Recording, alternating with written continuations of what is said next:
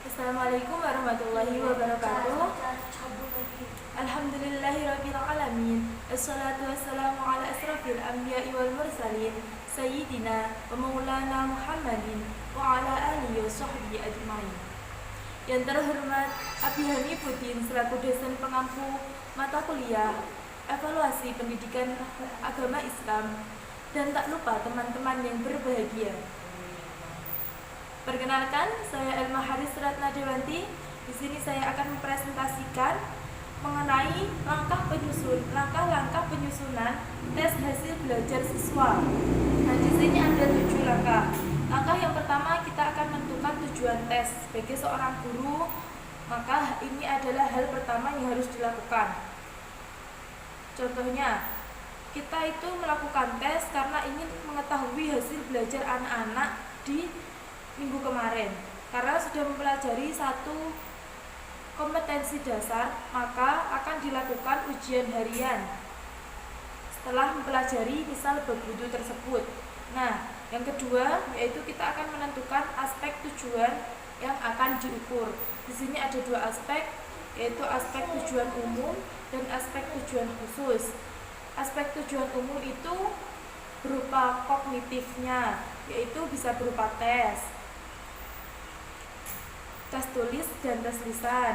Kedua, afektif, itu berupa non-tes, karena yang dinilai yaitu moral, sikap secara langsung. Yang ketiga yaitu psikomotorik, ini berupa tes, yaitu tes tindakan atau tes praktek. Nah, yang kedua itu aspek tujuan khusus. Di sini sebagai seorang guru dalam menentukan, maka kita harus menyesuaikan dengan indikator atau pencapaian kompetensi, bisa berupa RPP ataupun silabus. Yang ketiga, kita harus menentukan materi tes. Setelah menentukan aspek, di sini kita akan menentukan lingkup materi yang sesuai yang telah dipelajari tersebut, sehingga materi tersebut berhubungan dengan bahan yang akan kita ujikan. Setelah itu disusun dengan jelas.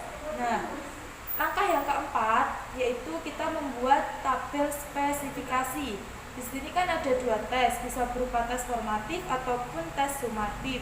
Kalau tes formatif, maka yang diteskan atau soal yang diujikan itu sedikit, karena masih pembelajarannya masih satu kompetensi dasar. Sedangkan kalau tes sumatif itu sangat banyak sekali soal yang harus diujikan, karena itu semua kompetensi dasar dari semester 1 dari bab 1 sampai bab 5 di semester 1 tersebut.